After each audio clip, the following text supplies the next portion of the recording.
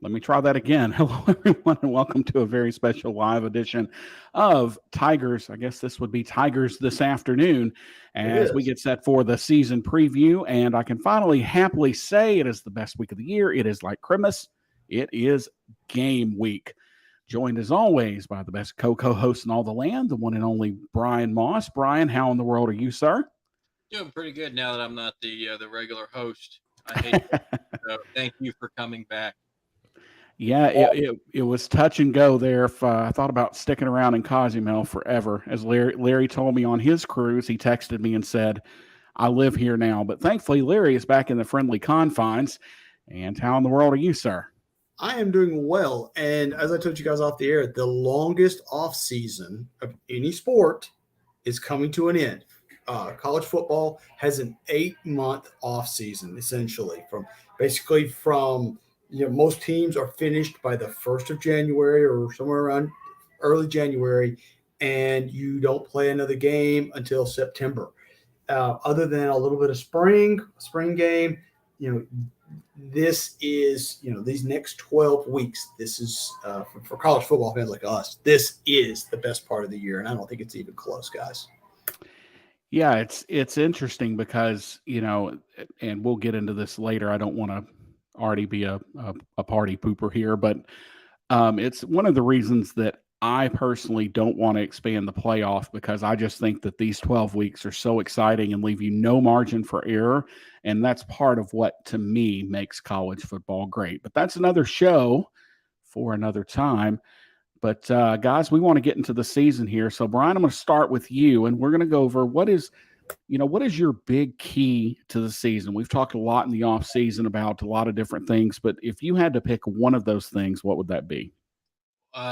I'm going to, I guess, pick a unit, and that's the offensive line. I think this offense will only go as far as the offensive line will take them. So if this season is going to be a success, the offensive line has to play well. It has to be a successful offensive line year.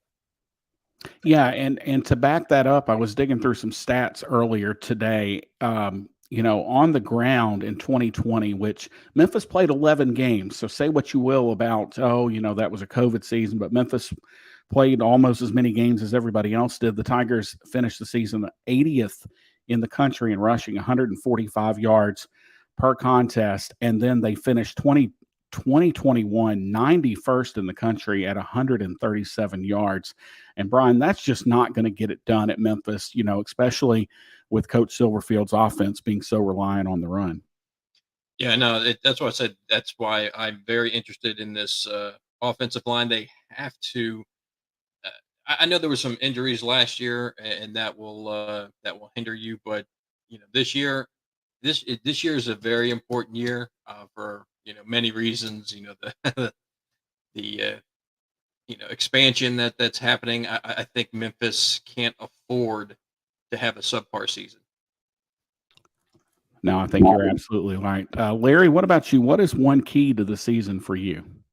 Well, we talked about it all last offseason, and that's third down efficiency on defense. We have got to get off the field. It's just that simple. Look, and we talked about it off air. You got to get on third, especially third and short. You have to get off the field, and or third and long, excuse me. Third and short, okay. But when you get to third and long, how many times, guys, last year did we see 3rd and 10, 3rd and 11, 3rd and 12, 3rd and 13, and teams would convert over and over and over on us? I'm not talking about 3rd and 2. I'm talking about 3rd and long. And that sort of gets into my concerns about our defensive backfield and the fact that we couldn't get to the quarterback last year. Not that we couldn't, but we weren't effective. We weren't efficient at it.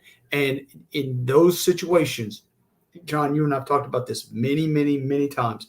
In those situations, you've got to know what defense you want to play on 3rd and 7, 3rd and 10. You've got to know what your team can do right then. And frankly, that's what Coach Barnes has got to figure out. And this isn't a league that you can just do what some teams are able to do in other conferences. You can't just show up in this league. You can't just, sit back in quarters or in two high, double high safety.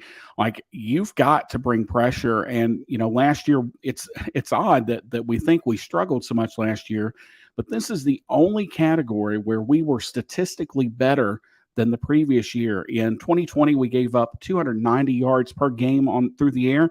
That was 117th in the country. I mean, it was a modest improvement, but we improved by almost 30 yards or 40 yards per game and moved up to 104th. But Larry, you're dead on the money. I think for me, and we'll get into this later with individual players, but for me, having a guy like Quindell Johnson back there who now has, kind of, put his foothold on the secondary and the linebacker position, he's the key cog for me for this pass defense this year.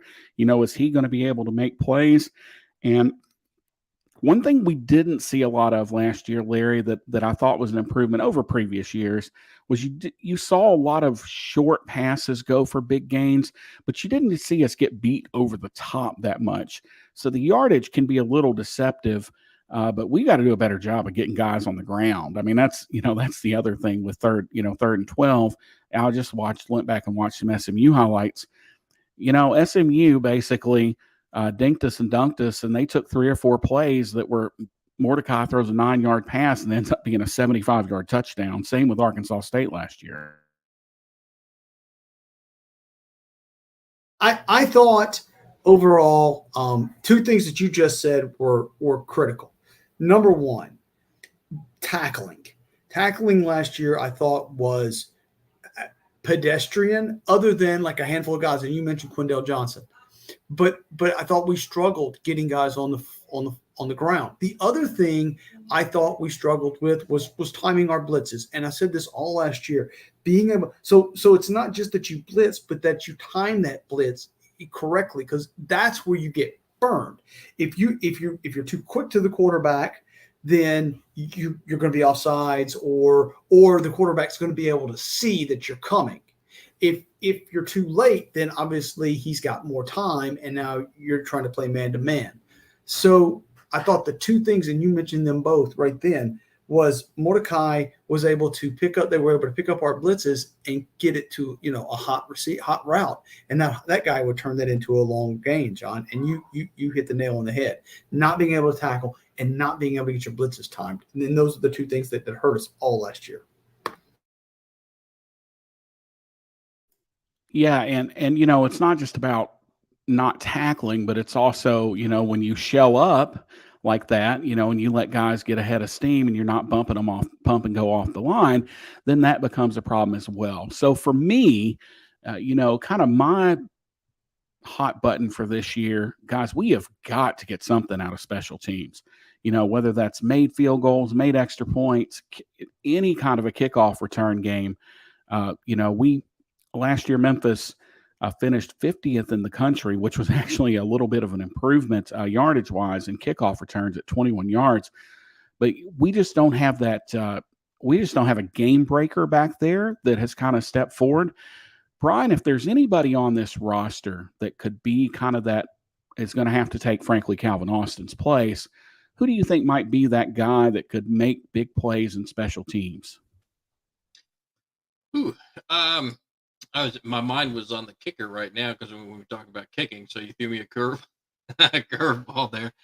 I'm not sure. There's I'm trying to think who was Eddie Lewis. Did he take some kickoff returns last year? I'm trying to think. I think he took some punt returns. I think late in the season. I don't remember, but that's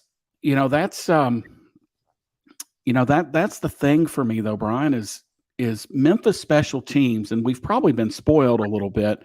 Memphis special teams have been so dominant over the last few years, and maybe not even really dominant, but they just had an ability to change the game with one play. And you saw that in the opening game last year. Mississippi State fans are not going to agree with that, and we'll talk Tuesday night about Mississippi State. There's just going to have to be somebody that sets up, and Ward has a great answer here. Gabe Rogers is a guy with a ton of speed. I question his hands a little bit, and he's another guy.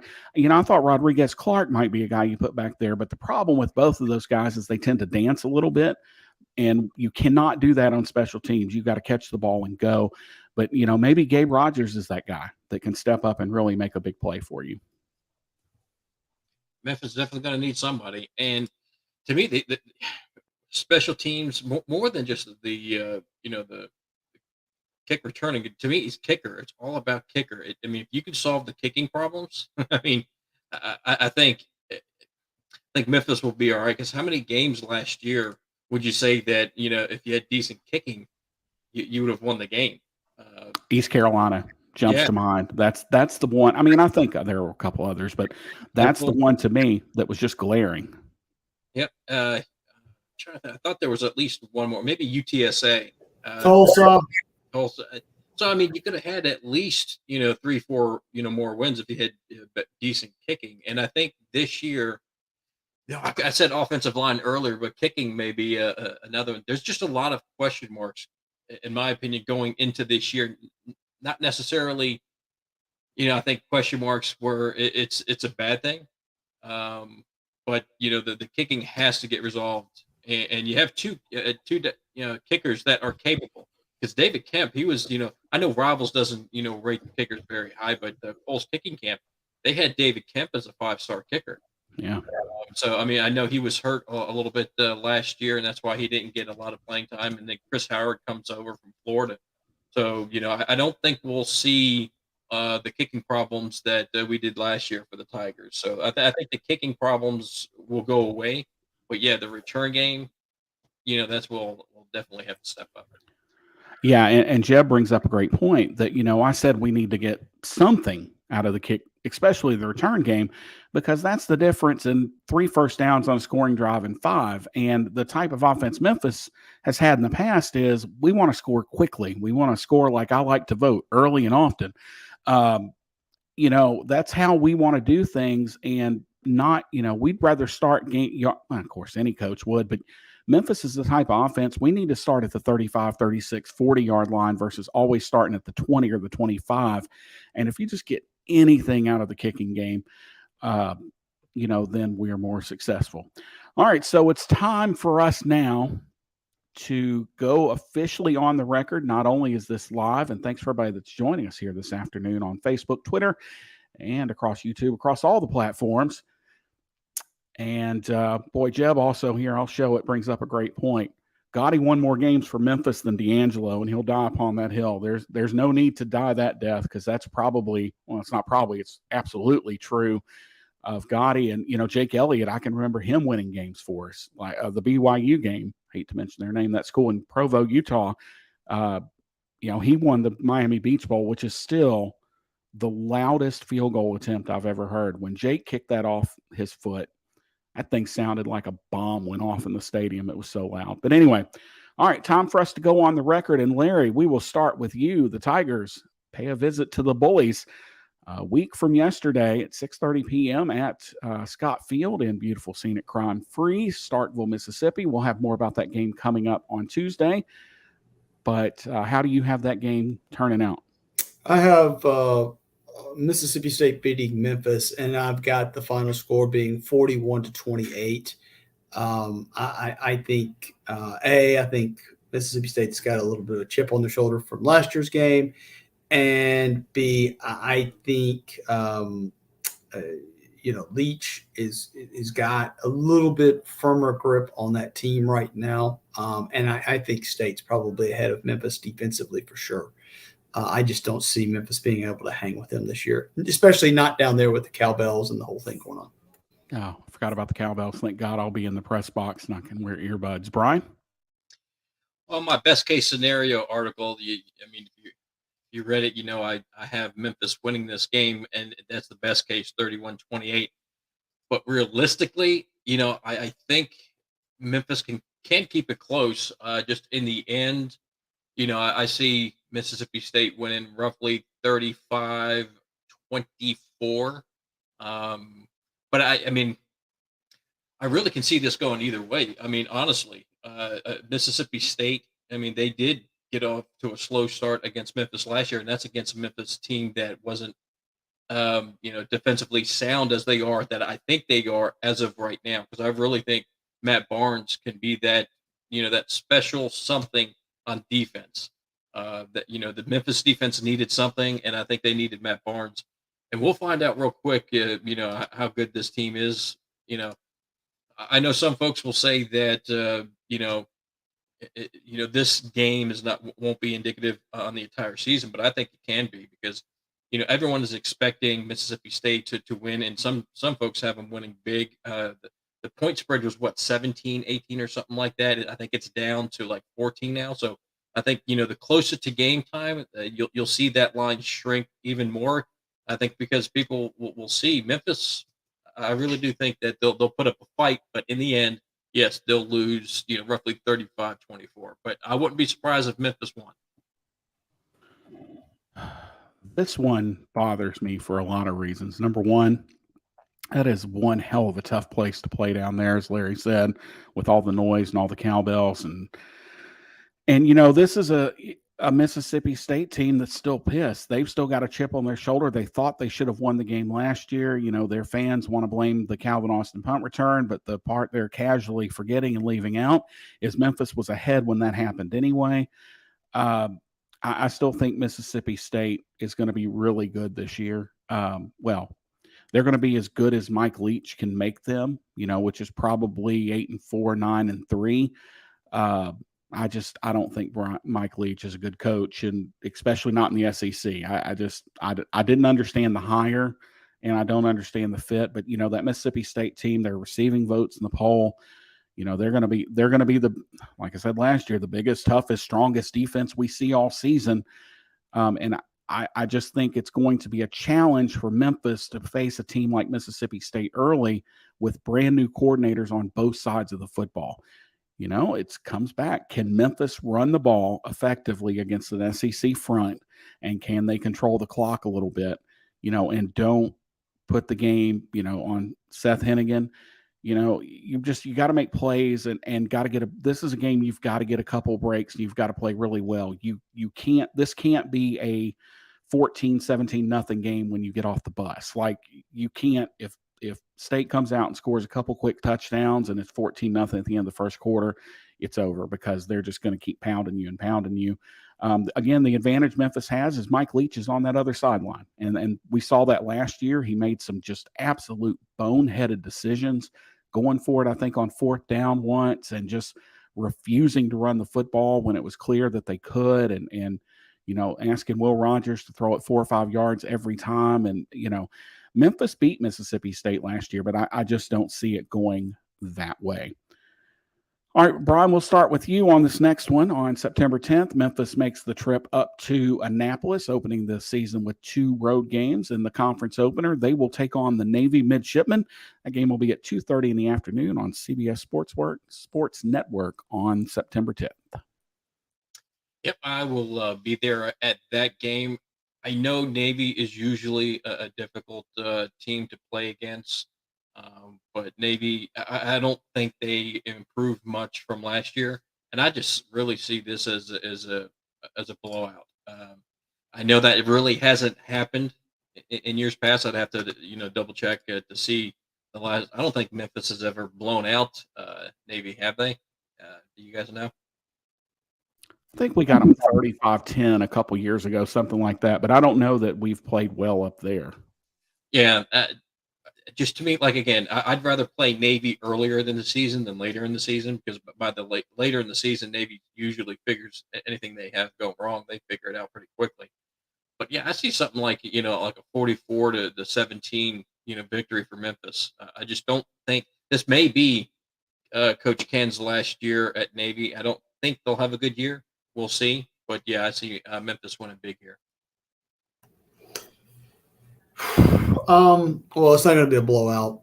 Navy, the way they play, it's just not conducive. I mean, I think we did beat them pretty good last year. I know we had the long reverse, and Calvin Austin had that big run. But I think this feels like a game where we score enough to beat them up there, but it's not going to be a big blowout. I think you're right, Bryan. I don't think they're very good. This just feels like a 23 10 game to me. Memphis scores enough to win.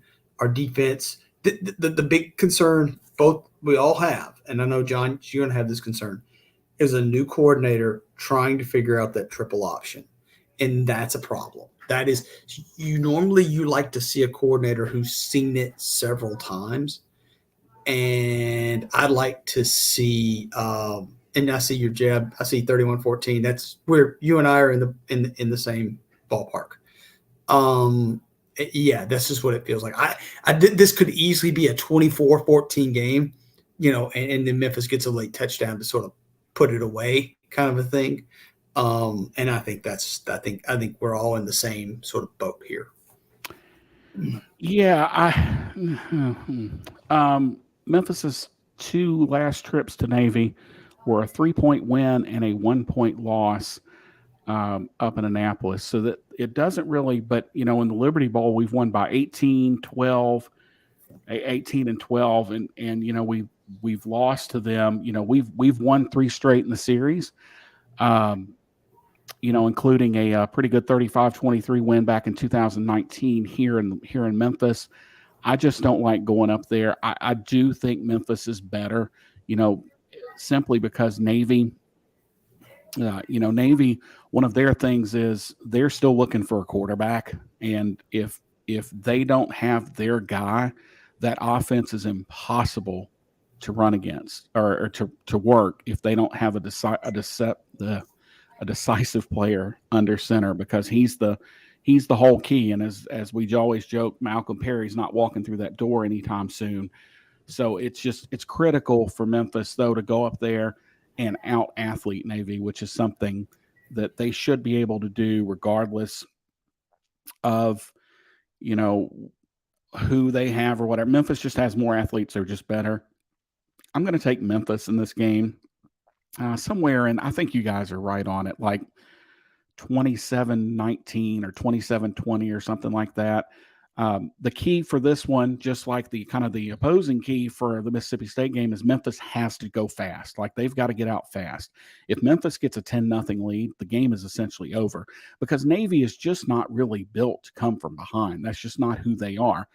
But like you, Larry, I worry a little bit about a new coordinator. But one of the things, that I always kind of take solace in, and you and I go back and forth about this a little bit, but I think if you can get your guys to just play assignment football, Navy is the easiest team in our league to defend, but you've just got to be consistently disciplined. You cannot try to help. You can't, if you can just stand, Navy is a team you can kind of shell up against and just have, your outside linebacker, his responsibility is the quarterback every time. And you put pardon my French, you put his ass on the ground every time he touches the football.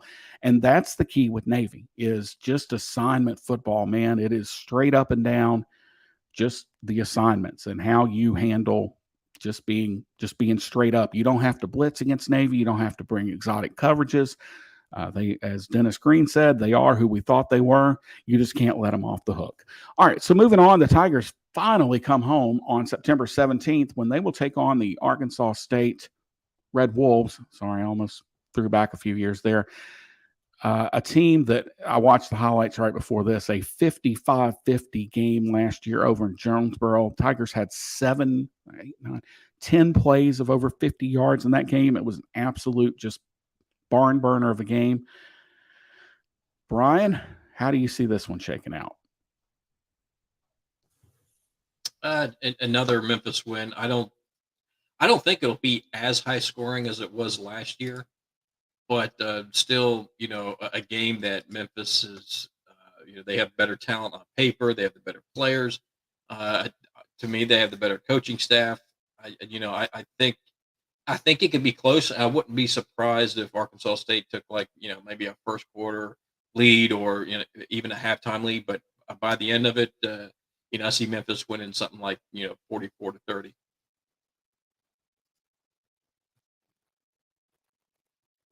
Ryan, you took my score because I think you nailed it. Memphis is we're gonna score early and often. This is going to be the kind of game where I think we showed last year we can run on them. I think we'll try to run on them again this year. We're going to try to move the ball, score a lot of points. I disagree with one thing. I think Memphis gets out to a lead at home, 24-10, something like that, and then a little bit of a comeback. But at the end, it's going to be something like 44-27, 44-30s, in that range. And that's I think you nailed it, Bryan. I think that's Memphis moves to 2-1.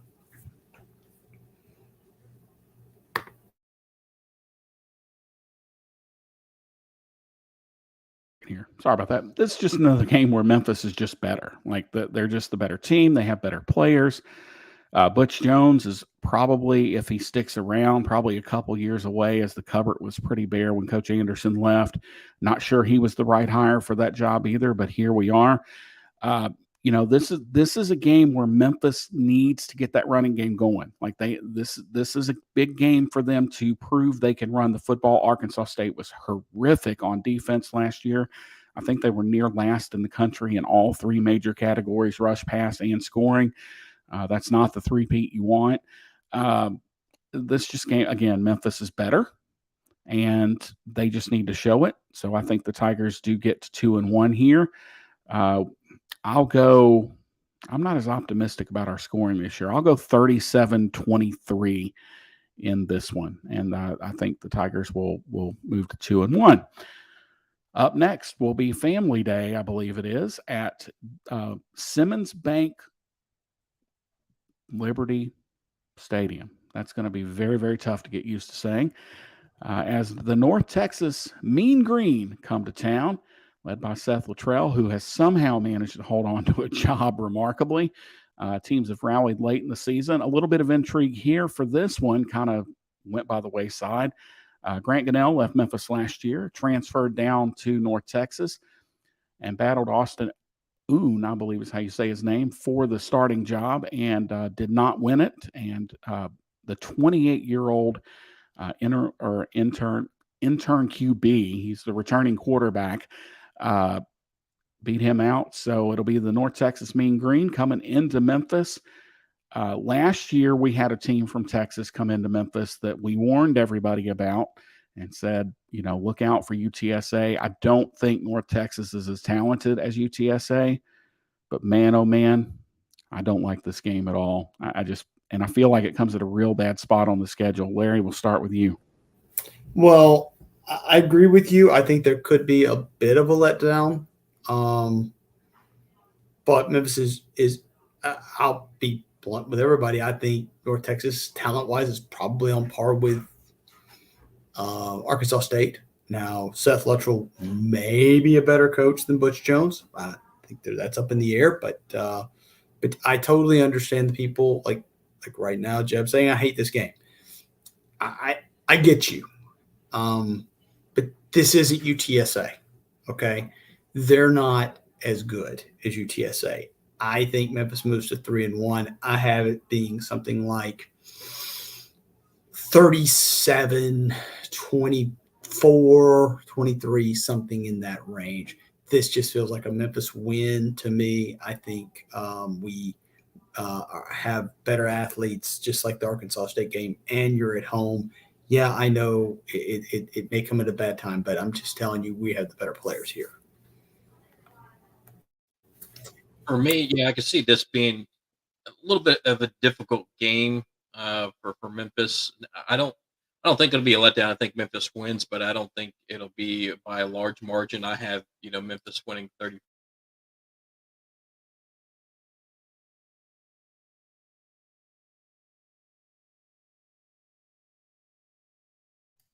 Bryan, we just lost your audio there. There you go. Can you hear me now? Yeah, we got you. All right. So to me, this game, am I echoing? I gotta love live.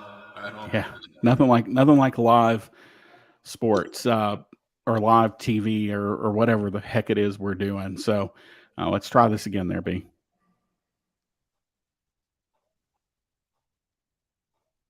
All right, how's that?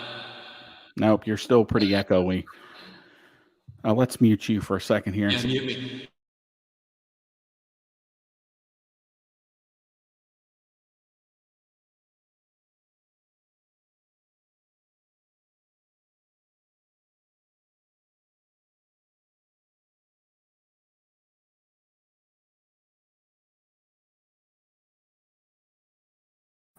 John, I think you're still muted, man. I can't hear you.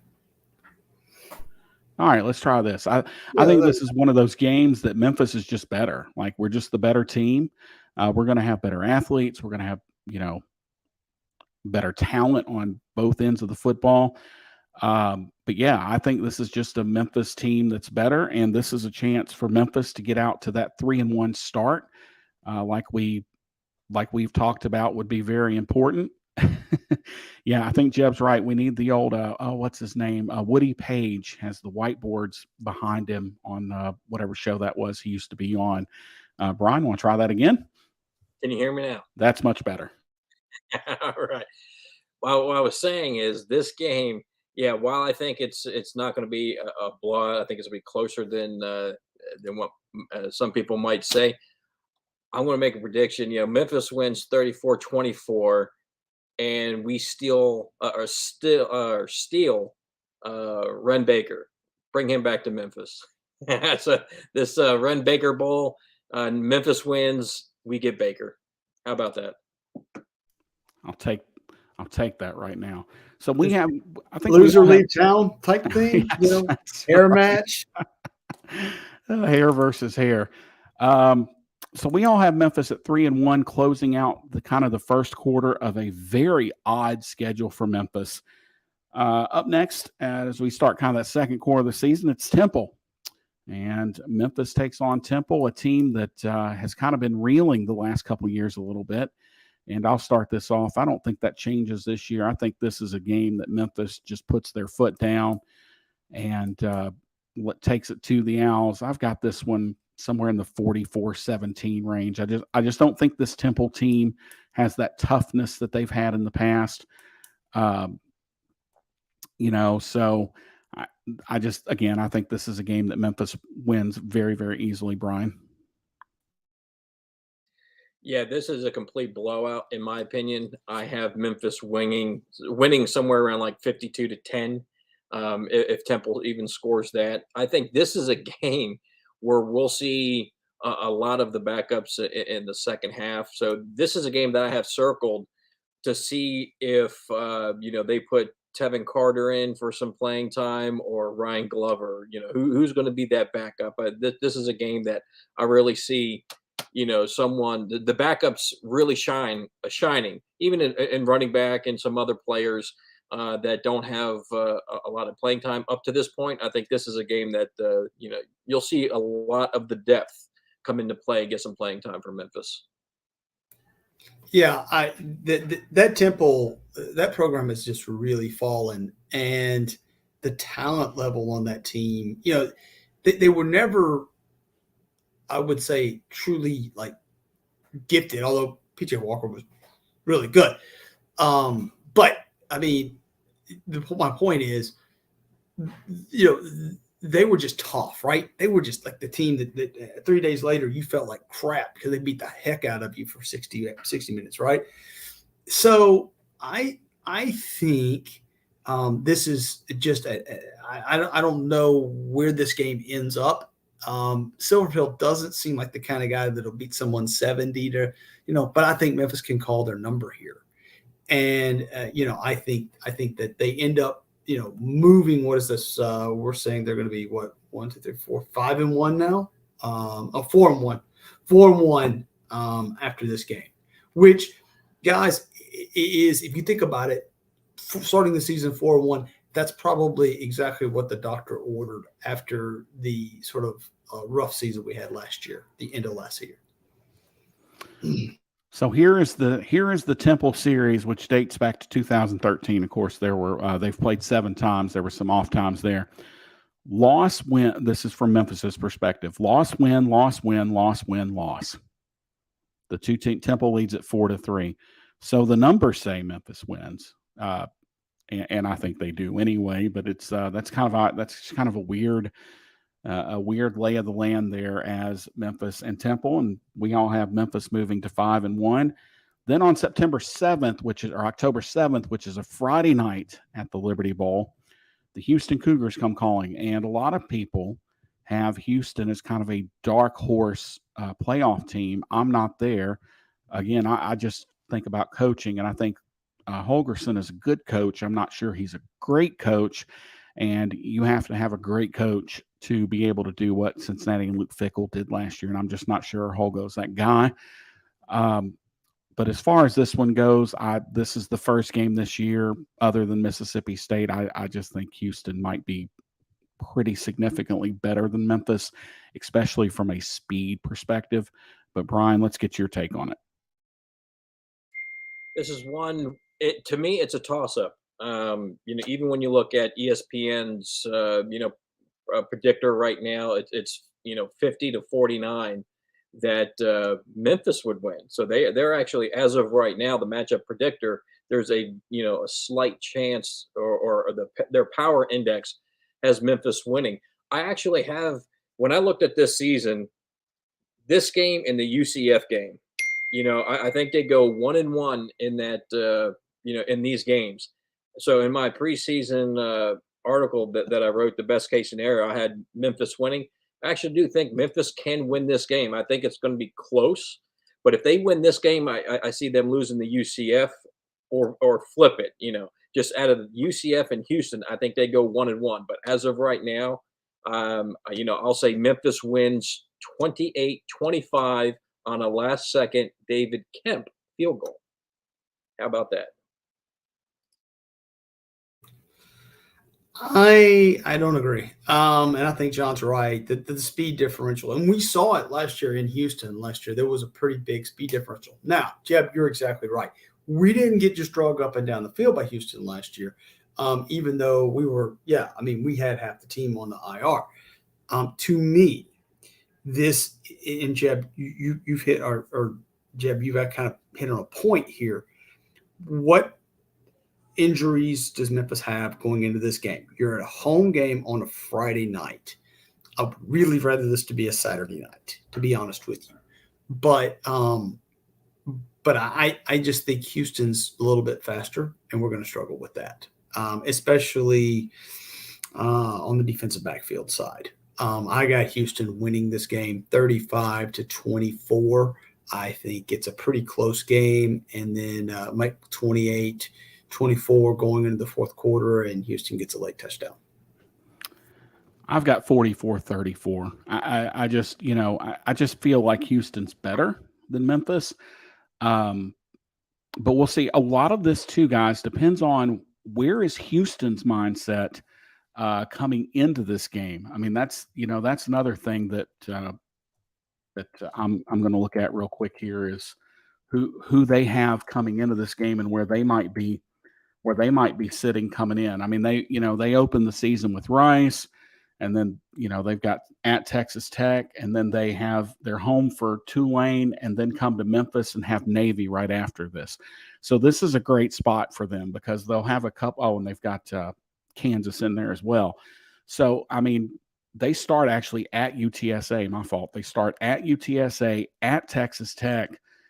If they drop one or two of those games, where's their head going to be at for the rest of the season? Memphis will be their second conference game. I agree with Jeb again. I'm glad this is a Friday night, not after a Saturday road game. We'll be at home the previous week against Temple. So that helps a little bit, but this is one I just think Houston is just better than Memphis. Up next on the schedule, so we're all at 4-2 now, correct? I believe.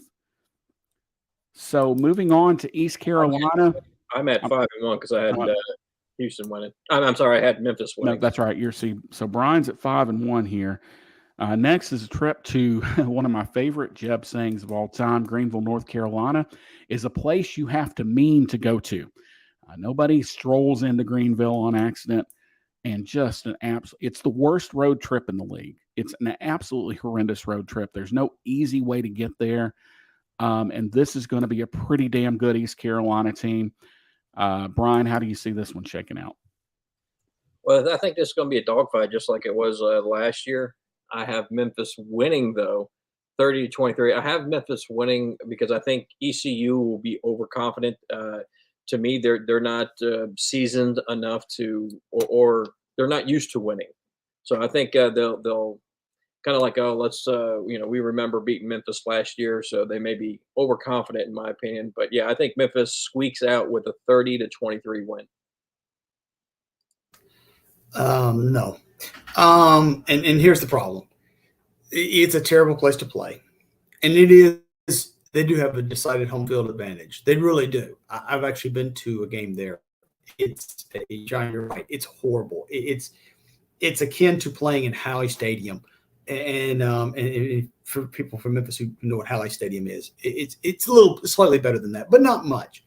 The truth is, like, we have taken some really good teams up to ECU and struggled, not lost, but struggled. And it took a Herculean effort from Darrell Henderson a couple of years ago for us to get a win. I just don't see it. I just don't see it this year. I think Memphis moves to 4-3. This is a really, not a really good, but a good ECU team playing at home. And I think I agree with Brian. It's going to be an absolute fist fight because that's what these games are. But I've got it 31-28. Just a tough one for the Tigers. I don't see it being that close. I just feel like this is this is just one of those games that you're just not going to win. And I mean, it obviously matters how well you play, but I just think East Carolina at this point in the season is going to try to have something to prove. They open the season at NC State, or home for NC State, home for Old Dominion, home for Campbell, home for Navy. So they start with 4 straight home games. Then they visit South Florida and Tulane. They could realistically be undefeated at that point. Might probably lose to NC State, but you never know. And then Paint It Purple Day is when the Tigers come to town, and then they have UCF at home the next week. So this is going to be a tough game for Memphis for a lot of reasons. I have ECU winning this one 31-20, something like that, somewhere in that ballpark. This is another one. I mean, I've said it 3 times. If Memphis doesn't get off to a good start, this is just one we can't afford to fall way behind on and expect to do anything. So I have the Tigers dropping this one. I have Memphis dropping to 4-3. Brian, I believe you're at what, 6-1 at this point? Wow, look at optimistic Brian. That's me. Yeah, and my worst case scenario article comes out later this week, and again, this is not what I'm predicting. This will be the worst case for Memphis. Not going to give any of it away, but most Tiger fans won't be happy with me. But there's a big surprise. So moving on, next for the Tigers will be the Tulane Green Wave as Memphis returns home, or actually visits New Orleans. Larry, I know you hate going here. I think Memphis is way better than Tulane. Yes. This isn't the Willie Frisch teams of the past. And I like Willie Frisch. I wish him all the best, but that team has regressed. The program's regressed. That doesn't mean we're going to stroll into New Orleans and win. But I do feel, again, depending on injuries, we have to have certain people healthy. But assuming we're relatively healthy, we should be able to beat this Tulane team and move to 5-3. I'm so sorry. I'm going to something in the neighborhood of 38-17, something like that. Tulane's a tough place to coach. Willie Fritz has done a good job, I think as good as anybody could do at Tulane. Let's go Memphis 27, Tulane 10. No, I think Memphis wins this one. I don't know when's the last time well, Memphis didn't lose to Tulane last year. It was, I think, was it the year before that? Um, but I think the game will be a good game. For the first half, I just see Memphis being, especially their defensive line with Hamilton coming in from Ohio State. I think he could play, a big difference here, and specifically in this game. For the way Tulane plays, I think Hamilton can, cause havoc in the backfield to cause Tulane not to do stuff that they normally wouldn't do. So I see this being a big game for him. But yeah, I have Memphis winning 32-20, and so for me at this point, 7-1. Tiger fans love me. Yeah, I think Larry and I think are both at 5-3 here at this point. So, um, yeah, as Jeb just said, lost it in 2020. Again, I've said this in the past. Until Friday, September the 28th, 2018, I was not aware that one could have a bad time in New Orleans, Louisiana on a Friday night. But Tigers proved me wrong that night. Just an awful night. Memphis then did lose 35-14 the last time they went to Tulane. So the Tigers have lost 2 straight in the Big Easy. I just think this is different. I think Willie Fritz is probably done this year. Not that anybody could do great shakes at Tulane. We say that nearly every year, though. We do, and it's wild because I'm the president and founder of the Willie Fritz Memphis branch of the Willie Fritz Fan Club. I love the way he coaches. I love his offensive creativity, but I just think he's done about all he can do at Tulane, and I just feel like this is another one at the end of the season where he will be wished all the best in his future endeavors. So that finishes the second half of the season. Everybody loves Bryan. He has Memphis at 7-1. Larry and I are sitting at 5-3. And then we kick off the next home game will be against our friends from Orlando, against whom Memphis is 1-14. The only win coming back in 2020. 50-49, laces out, Dan. That's where wasn't it the backup quarterback and the kicker got in like the shoving match on the sideline after the game? It's fantastic. But Larry, we'll start with you. How do you see Memphis and UCF? Well, Memphis drops to 1-15. And here's why. Although I know that UCF didn't exactly destroy us last year, and we played with a backup quarterback and all of that in Orlando. That was a weird game. I think we all agreed that. I think UCF has better players than we do right now. And I'm not a huge fan of that program and the direction that UCF program is going in right now. But I think they're good enough to beat Memphis. And for some reason, we just struggle with that team. I could be totally surprised, but UCF's deeper. They've just got better players right now. I think it's something like 41-28, something like that, UCF. Oh, for me, I told you before with the Houston, I thought Memphis would beat Houston, but lose to Central Florida. But if they lost to Houston, I think they beat Central Florida. Here's why I think they could win is because, UCF plays Cincinnati the week before they play Memphis. So, how, especially if they lose that game, because they play it at home at the Bounty House. So if you lose that game, they're going to be emotionally drained, physically drained. I can see Memphis winning, but since I had them, winning against Houston, I am predicting a loss here for Memphis to go 7-2 at this point. As far as a score, I think it could be pretty close. Memphis has been notorious in some seasons to lose to Cincy in the fourth quarter, and I think that's what it will happen here. UCF 37, Memphis 30. Last second touchdown. Good old UCF, our friends from Orlando. The only time, well, not the only time, but I I will never forgive Justin Fuente for that UCF game. And those of you who know me know exactly which ones I'm talking about.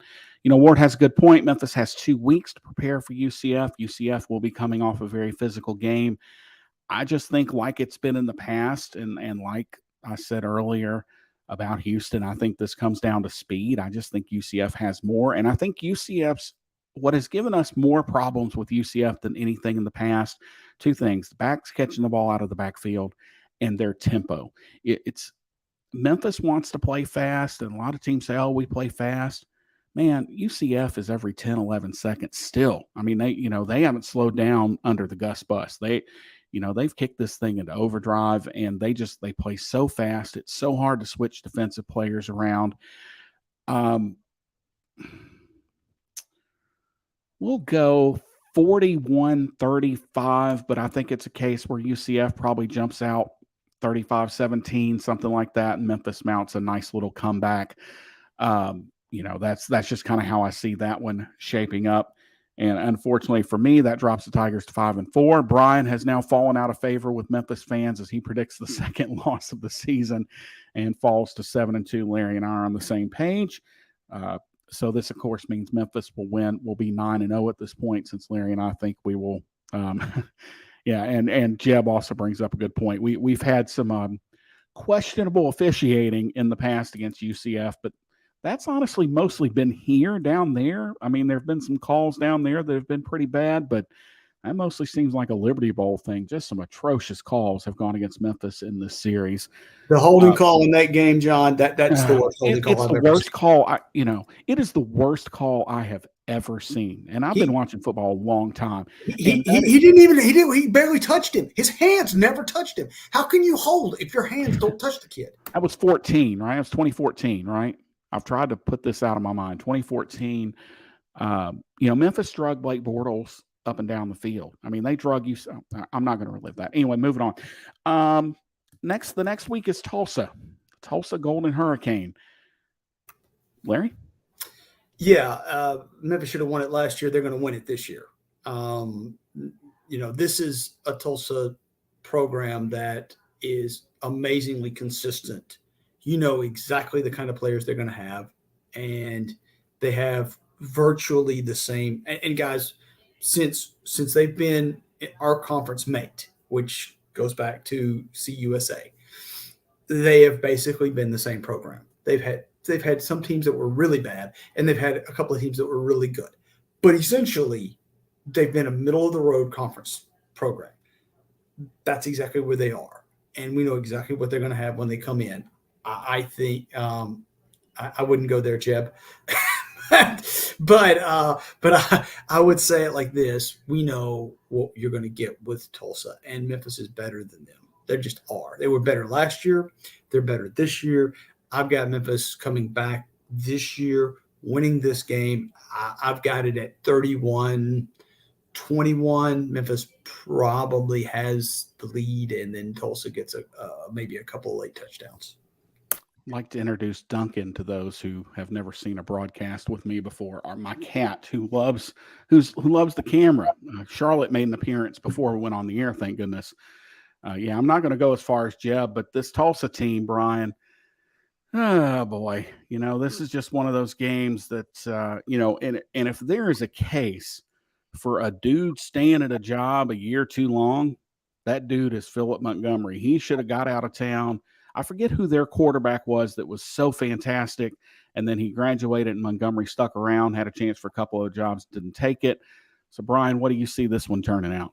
Yeah, no, Memphis wins, in my opinion, wins big, like 45-27.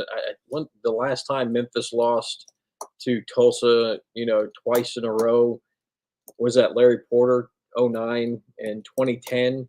And this is not the Memphis of old. Memphis, to me, there's no reason why Memphis should lose this game. I know they lost last year, but no reason.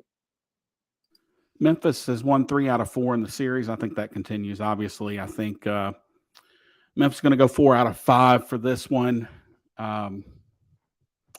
I'm going to go. This is the explosion game. I'm going to go 52-27. I think this will be Memphis's highest scoring game of the year. Especially if we drop the UCF game, then we've kind of fallen out of the league play. So I think we're going to be pissed, and I think that's really going to help.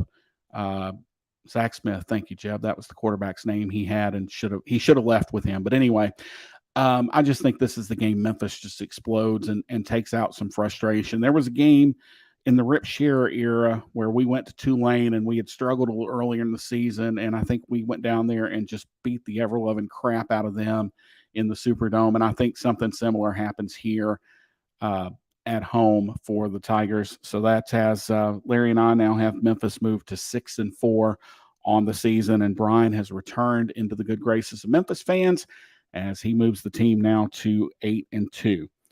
So after Tulsa's North Alabama, I don't really want to have much comment on them. They are actually they're in the process of moving up because they are in FCS now. They were a former Division II team. Terry Bowden kind of turned that program around. They hired him. He really got things started. Oddly enough, one of the nastiest message boards to visitors in college football when we played them previously. Holy crap. Or actually, it was during a coaching search. We were looking at Terry Bowden, and their fans were nasty. But anyway, this is a game Memphis has to win. I mean, I think this is one that you kind of get some guys that Larry, that you might want a red shirt. And Jeb says this is another shameful bit of scheduling. I would tend to agree, but this kind of follows that SEC model of this is the week in the season where before a rival game you play a cupcake. I think Alabama's got Mercer, Tennessee's got like East Tennessee State or something. Like these are, this is the historical cupcake week. Memphis just finally bought into that. I've got Memphis like 35-3, maybe 10. I just don't think the Tigers show a lot in this game. I think this is one that they know they can put on cruise control and win, and don't have to really show too much. No, and after my mighty Golden Eagles of Tennessee Tech go down to play them the week before, I'm sure they'll be in complete shambles by the time they show up to Memphis. So no, I've got it. I think Memphis will actually hang about 50 on it. I've got it at 52-13 Memphis. Oh man, as far as the score, probably something like 49-10. It's just going to be a complete blowout. I probably won't see Hennigan in the second half. Yeah, I mean, I get playing these FCS teams. I tend to agree with Jeb. I'd rather get that out of the way early in the season. Beautiful little stadium, by the way. If you've never been to Florence, it's a nice campus right Beautiful downtown. City. Florence is great. The Florence Muscle Shoals area is underrated in my opinion. It's a really pretty 2 hours from here, 2.5. Like you can, and if you've never played the golf courses there, they're fantastic. That was fantastic. Yeah, there's I believe a Robert Trent Jones course there. There's two there, and they're great. And shameless travel plug. If you're looking for a quick, nice weekend getaway, the Marriott Resort there in Muscle Shoals is incredible. It's a great hotel. And that's neither here nor there. Tropical Getaways Travel, 901-667-8747. That's going to be $10, John. It's seriously a great hotel and a great town, but North Alabama really not going to pose much of a threat to the Tigers.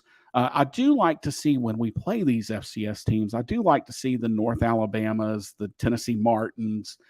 A couple years ago, it was Austin P. Nichols is fine. I do like the kind of the regionalized games. I would really like to see, now that the Southern Heritage Classic isn't going to take place, either a Tennessee State or a Jackson State. We played Southern a few years ago. Man, Jackson State coming to Memphis would be Alcorn. Anybody, any of the HBCUs that are local or really close or any. I like, if you're going to play an FCS team, you might as well play somebody close in a place that you recruit. And North Alabama has in the past been good to the Tigers. The state of Alabama in general has been good to the Tigers. And I mean, if you're going to put an FCS team on the schedule, why not Tennessee? But anyway, I digress. Moving on, the Vols are actually going to be good this year. I just had to get my dig in. So Tigers close the season on Saturday, November the 26th. the Saturday after Thanksgiving in Dallas, Texas, when they visit the Hill to take on the Ponies, SMU Mustangs. Bryan? To me, it's a winnable game, but I have them losing here. I don't know. I just don't get the warm and fuzzy feelings about this game. I know Memphis won last year, but I mean, really, the leading rusher only had 17 yards, I think, for Memphis last year during this game. I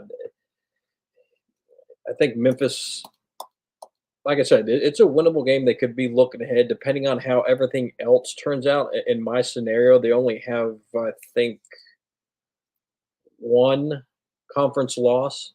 So this game, depending on how Cincy, Houston, or UCF, how their seasons go, this could be a play into the championship game. I just, as of right now, I see it as a loss of a close game. I don't think it's going to be a blowout by any means. But yeah, I have SMU winning by a field goal, 40-37. So in my scenario, 9-3 on the year. Well, so to Jeb, and you said that the UCF game was the game of the year. I disagree, and I think it's this one. And here's why: because the difference between 8-4 and 7-5 is big in perception. Okay, it just is, because if you can get to go to a bowl, win the bowl, now you've got 9 wins. So this is a biggie. And here's why. And John, and you're in my scenario, right? Because now we both got us at 7 wins. Nobody has blown anybody out in this series that I can recall. I mean, since basically, since June Jones was let go, right? Or maybe that first year. Yeah, to go back to 2017. Right. When it was Memphis won 66-45, still high scoring, but yeah, 3 touchdowns. And my point in all this is this is not going to be a blowout either. It's just not. You got a new coach, Rhett Lashley, although by this time he will have figured it what his team is. But my point is, you've got it's going to be a good game, a close game. I'm going to stick with what I said from the beginning, is that Memphis loses this game. I'm going to say it's going to be something like 37-35, or it's going to be a 1-score game. And John, to your point, Bryan, to your point, because I know you say this a lot, it literally could go either way.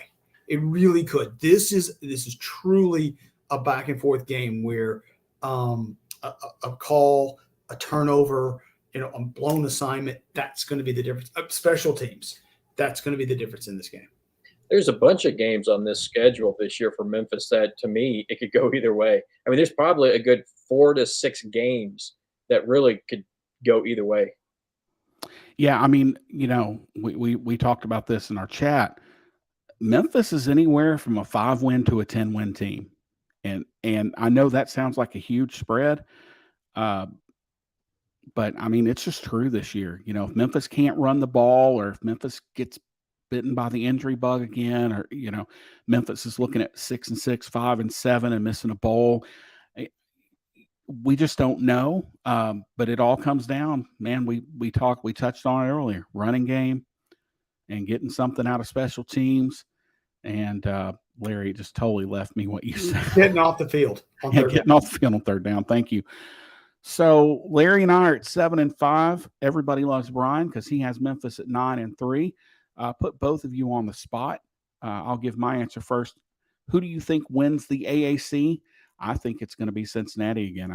I know they lost a ton of players to the NFL, and they lost their defensive coordinator. But damn it, Luke Fickell's such a good coach. I think Cincinnati wins the league again. I'm going to hop in and just say I don't disagree with you, but I think it's going to be Houston. I think they've got the quarterback in place. They're loaded, and it's normally what you see is the guy who's got a veteran quarterback who's been around the woods. and I think it's Toon. Is that how you pronounce his last name? I think it's Houston this year. Yeah, I had in the preseason media poll for the AAC, I had, Houston winning it. When you take a look at their schedule, to me, I think out of the contenders, it's the easiest schedule. They don't have Cincinnati. They don't have UCF.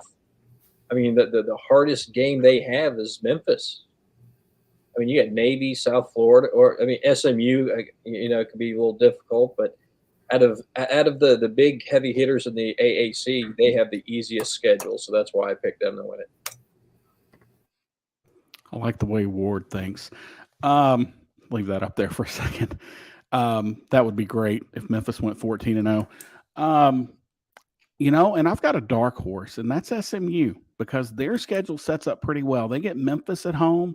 They also get Houston at home. Let's see. They do have to go to Cincinnati and UCF, but I think having Memphis and Houston at home could be a big advantage for them. All right, before we wrap up here, one more thing to ask you guys. Who is the most important player for Memphis this season? Offense and defense, or just one overall? And whatever you want. This is our show. Whatever you want to do.